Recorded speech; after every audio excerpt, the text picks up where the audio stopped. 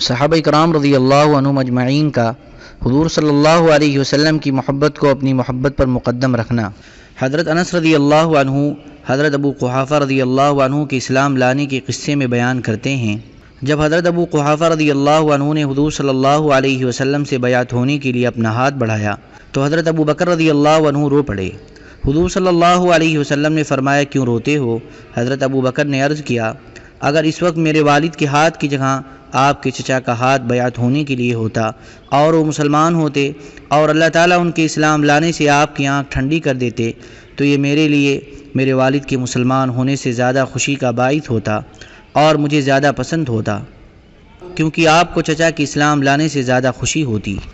حضرت ابن عمر رضی اللہ عنہما فرماتے ہیں، حضرت ابو بکر رضی اللہ عنہ اپنے والد حضرت ابو قحافہ رضی اللہ عنہ کو فتح مکہ کے دن ہاتھ پکڑ کر حضور صلی اللہ علیہ وسلم کی خدمت میں لے کر حاضر ہوئے، کیونکہ وہ بوڑھے بھی تھے اور نابینا بھی تھے۔ حضور صلی اللہ علیہ وسلم نے حضرت ابو بکر سے فرمایا، ارے تم نے ان بڑے میاں کو گھر ہی کیوں نہ رہنے دیا، ہم ان کے پاس چلے آتے۔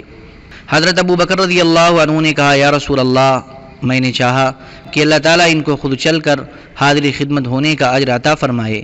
مجھے اپنے والد کے اسلام لانے سے جتنی خوشی ہو رہی ہے، آپ کے چچا ابو طالب کے اسلام لانے سے اس سے زیادہ خوشی ہوتی، کیونکہ اس سے آپ کی آنکھیں ٹھنڈی ہوتی اور آپ کی آنکھوں کو ٹھنڈا کرنا ہی میری زندگی کا مقصد ہے۔ حضور صلی اللہ علیہ وسلم نے فرمایا، تم ٹھیک کہہ رہے ہو، تمہارے دل میں یہی بات ہے۔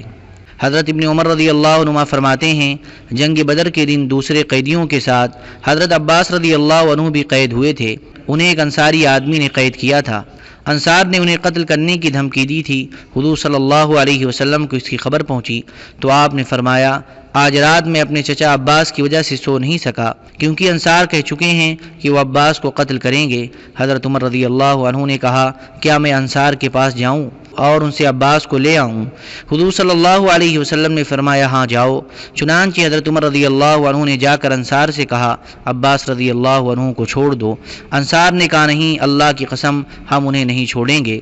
حضرت عمر نے کہا، اگر ان کے چھوڑنے سے اللہ کے رسول صلی اللہ علیہ وسلم راضی اور خوش ہوں تو پھر؟ انصار نے کہا، اگر ان کے چھوڑنے سے اللہ کے رسول صلی اللہ علیہ وسلم راضی اور خوش ہوتے ہیں تو پھر تم ان کو لے جاؤ۔ چنانچہ حضرت عمر رضی اللہ عنہ نے انصار سے حضرت عباس رضی اللہ عنہ کو لے لیا۔ جب وہ حضرت عمر رضی اللہ عنہ کے ہاتھ میں آ گئے تو حضرت عمر نے ان سے فرمایا، اے عباس، مسلمان ہو جاؤ، اللہ کی قسم تمہارا مسلمان ہونا مجھے اپنے باپ خطاب کے مسلمان ہونے سے زیادہ محبوب ہے، اور اس کی وجہ صرف یہ ہے کہ میں نے دیکھا ہے کہ حضور صلی اللہ علیہ وسلم کو تمہارا مسلمان ہونا بہت زیادہ پسند ہے۔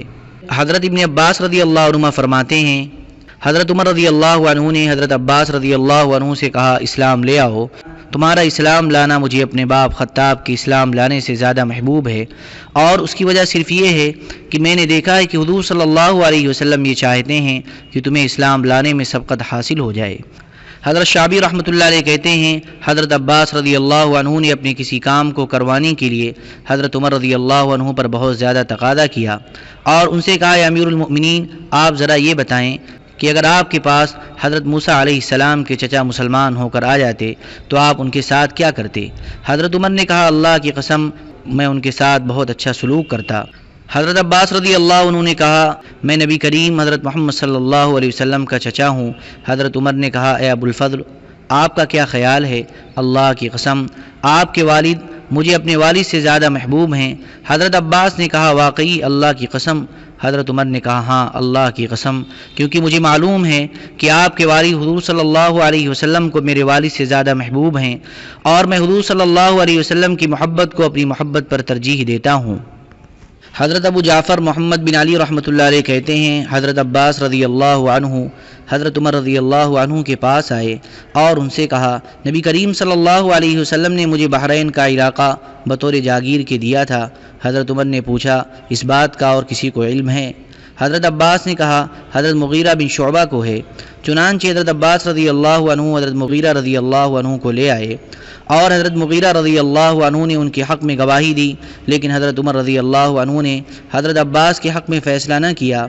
گویا کہ انہوں نے حضرت مغیرہ کی گواہی کو قبول نہ کیا۔ اس پر حضرت عباس نے حضرت عمر رضی اللہ عنہ کو سخت بات کہہ دی۔ حضرت عمر رضی اللہ عنہ نے حضرت عباس کے بیٹے حضرت عبداللہ سے کہا، اے عبداللہ اپنے والد کا ہاتھ پکڑ لو، اللہ کی قسم اے ابو الفضل، اگر میرے والد خطاب مسلمان ہو جاتے تو ان کے اسلام لانے پر مجھے جتنی خوشی ہوتی مجھے آپ کے اسلام لانے پر اس سے زیادہ خوشی ہوئی تھی، کیونکہ آپ کا اسلام حضور صلی اللہ علیہ وسلم کی خوشی کا باعث تھا۔ حضرت ابو سعید خدری رضی اللہ عنہ فرماتے ہیں، جب حضور صلی اللہ علیہ وسلم مدینہ منورہ تشریف لائے تو شروع میں ہمارا دستور یہ تھا کہ جب ہم میں سے کسی کا انتقال ہونے لگتا ہم لوگ حضور صلی اللہ علیہ وسلم کی خدمت میں حاضر ہو کر خبر کرتے،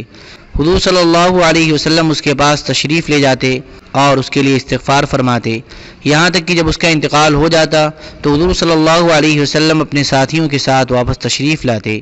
اور کبھی اس کے دفنانے تک وہیں تشریف رکھتے۔ اسی طرح آپ کو بعض دفعہ وہاں بڑی دیر لگ جاتی۔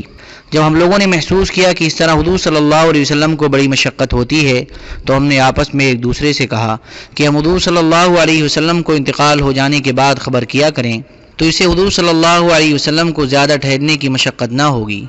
چنانچہ پھر ہم لوگ ایسے ہی کرنے لگے اور حضور صلی اللہ علیہ وسلم کو ساتھی کے انتقال کے بعد خبر کرتے، آپ تشریف لا کر اس کی نماز جنازہ پڑھاتے، اس کے لیے استغفار کرتے، کبھی نماز جنازہ سے فارغ ہو کر آپ واپس تشریف لے جاتے اور کبھی دفن تک ٹھہرے رہتے۔ ایک عرصے تک ہمارا یہ دستور رہا، پھر ہم نے آپس میں کہا، اللہ کی قسم اگر ہم لوگ حضور صلی اللہ علیہ وسلم کو تشریف لانے کی زحمت نہ دیا کریں بلکہ ہم جنازہ اٹھا کر حضور صلی اللہ علیہ وسلم کے گھر کے پاس لے جایا کریں، پھر حضور صلی اللہ علیہ وسلم کو خبر کیا کریں اور حضور صلی اللہ علیہ وسلم اپنے گھر کے پاس ہی اس کی نماز جنازہ پڑھا دیا کریں تو اس میں حضور صلی اللہ علیہ وسلم کو زیادہ سہولت ہوگی۔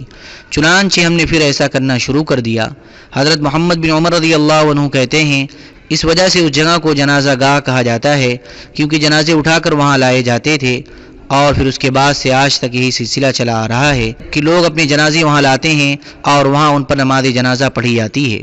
حضرت اسلم رحمۃ اللہ علیہ کہتے ہیں، حضرت عمر بن خطاب رضی اللہ عنہ حضور اقدس صلی اللہ علیہ وسلم کی صاحبزادی حضرت فاطمہ رضی اللہ عنہا کے پاس تشریف لے گئے اور فرمایا، اے فاطمہ اللہ کی قسم میں نے ایسا کوئی نہیں دیکھا جس سے حضور صلی اللہ علیہ وسلم کو آپ سے زیادہ محبت ہو، اللہ کی قسم آپ کے والد کے بعد آپ سے زیادہ مجھے کسی سے محبت نہیں ہے۔